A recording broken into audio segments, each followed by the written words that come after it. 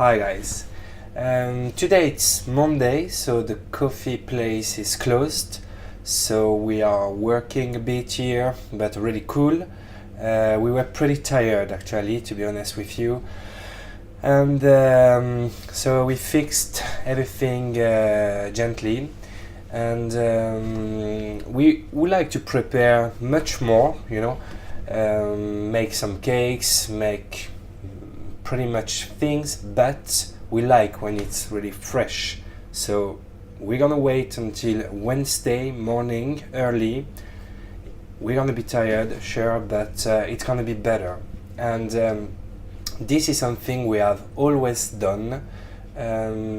We always wanted to have the best quality possible. So that's something we're really proud of. And of course it needs more energy and more time, but at the end it really pays off. Anyway, I would like to talk to you about Swedish sweet, very famous, called Hallongrottor. So here you have Hallongrottor we prepared yesterday. So this is this one here. This is the first I prepared, and here I think was the second, here was the third, and there was the last. How do I know that? Because I took pretty much ingredients in one bowl, so I had to stir everything. So the ingredients are very basic: butter, flour, sugar, little bit of yeast, and I think some vanilla sugar, and what else? I think that's it. So it's very, very, very simple recipe, but here it was not as good as it should be, because the thing is, I took all my dry ingredients and then I put the melted butter on the top. I stirred by hand like that, because hands are the best tools you can find in the kitchen. So I was mixing everything, but I got almost all the butter. So the first one, these ones, were very, how do you say, soft and wet, because all the butter went in. And this one here, you can see the last one, they were a little more dry. These two were the last one here. This was the second, it was still a lot of butter. Which means that here, because it was softer in the oven, they not melted, they spread a little more there. They opened a little bit. But it doesn't affect the taste at all. I tried some, I tried them just because it's my work, of course, not because I love sweets, but I love sweets, I have to say. And so the taste is really the same. But there is one thing about Hallongrottor. I was thinking, okay, we can do like that here. So here it's better. So if you go in coffee places in Sweden, you find Hallongrottor almost everywhere. But I try them often. I'm not a big fan of this, but I like to try them. I like to try sweets when I go in other places, and I don't know why, because it's very simple preparation, but I almost never got one good. I really don't know why, because it's so simple to make. But the one we're making are the best I ever tried, honestly.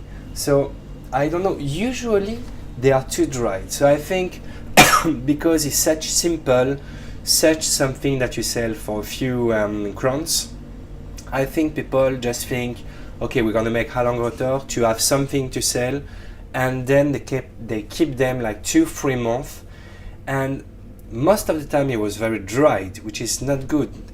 You can keep them pretty long, but not 3 months, otherwise you have to keep them very, very well, very hermetically. I don't know if you say that in English, but we say that in French, hermétique, which means that very little air can go inside.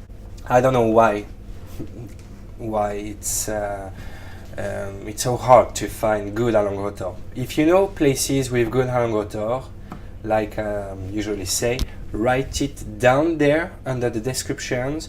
You have comments, so just write me some nice places to try, and I would love to try some Hallongrottor. Please don't write some place in Umeå or Kiruna, because I'm not sure that I'm able to go, but until Stockholm it's fine.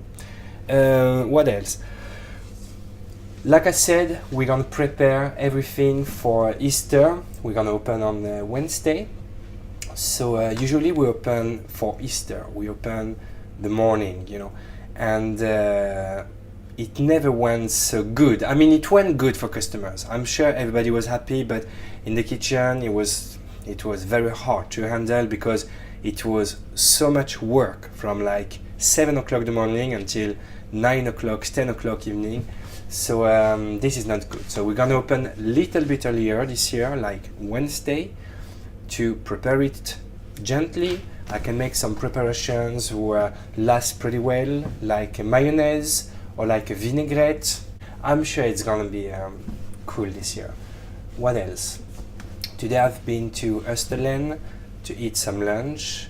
I think to eat lunch in Sweden during the weekdays is also very practical and pretty cheap if I compare to France, for example. Most of the things in Sweden are more expensive than France, but to eat a good lunch in Sweden during the weekdays is really convenient, I think, and really nice. So actually that's why I don't want to open weekdays here, because the concurrence is too hard, and I don't think I can compete with that. But then I just enjoy places around me. Sorry, I'm a little sick these days. So I went to that place. It's a very famous Yestis, so a restaurant, auberge in French, and it was very nice there because the food is always good. I don't want to say the name because I'm not sure I can say the name, you know, but I just want to say nice things about them because it was really nice. Of course, I knew that place before, but it was just, it's always good, you know, they always keep a high level, that's a real performance. I mean, to be good once is okay. I think a lot of people can do that, but to be good all the time, that's really that's really a performance. So it was very good, and there I was thinking about two things. The owner of the place is pretty old now. Is over 70 years old, which is not as old as it was, like say 50 years ago. When you are 60, 70 years old today, you are still fit. You can, of course, some people are not, but I know a lot of people who are still really fit and really so. He's old, he's older than me, but he's not, I think, that old. Anyway, and so he's the owner of the place, he's the one who built that place, and that was really nice to see him acting. So we know a bit each other, so we usually talk a bit about our businesses, how it's going, and I really appreciate when he takes time to talk about my business, because this cafe here is such smaller than that place, you know. They have a restaurant, an hotel, it's a big stuff, you know. But it's very humble, and that's really that's really good, you know, to talk to these people, because you always learn so much just by talking to them 5 minutes, 10 minutes, or even longer. And there were two things I really appreciated with him. First of all, you know, I think he managed very well his business.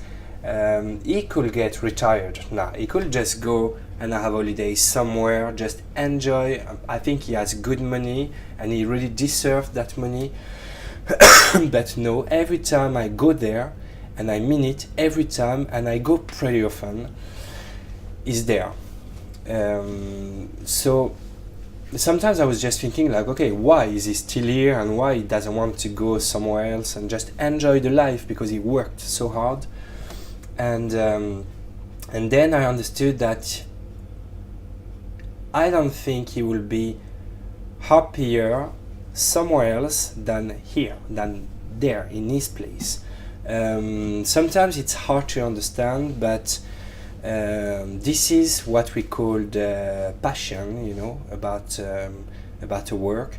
If he can stay there, if he could drive that place so high, if he could put that place so high, you know, they're always super well ranked, you know, in good restaurant categories, or even hotel. It's because he's passionate about what he was doing and what he's still doing. And this is my advice for myself first, but also for other people who like to start a business like restaurant, cafe.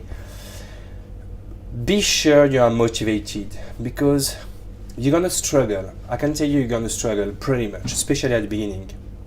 But if you are passionate, it's gonna be much more easier to drive this kind of place.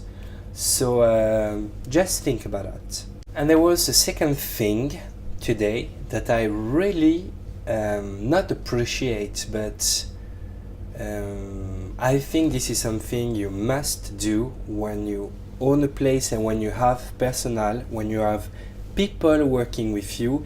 And this is something that I have to say I didn't do at the beginning, that I'm doing now, but I don't. It's to how can I say, to be really nice with people who work with you, and especially people who help you to do a good job. That's really, really important.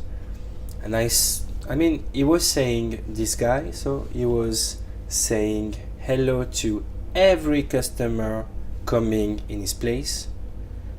He doesn't have to do. Most of the people, they don't know who he is, but he does.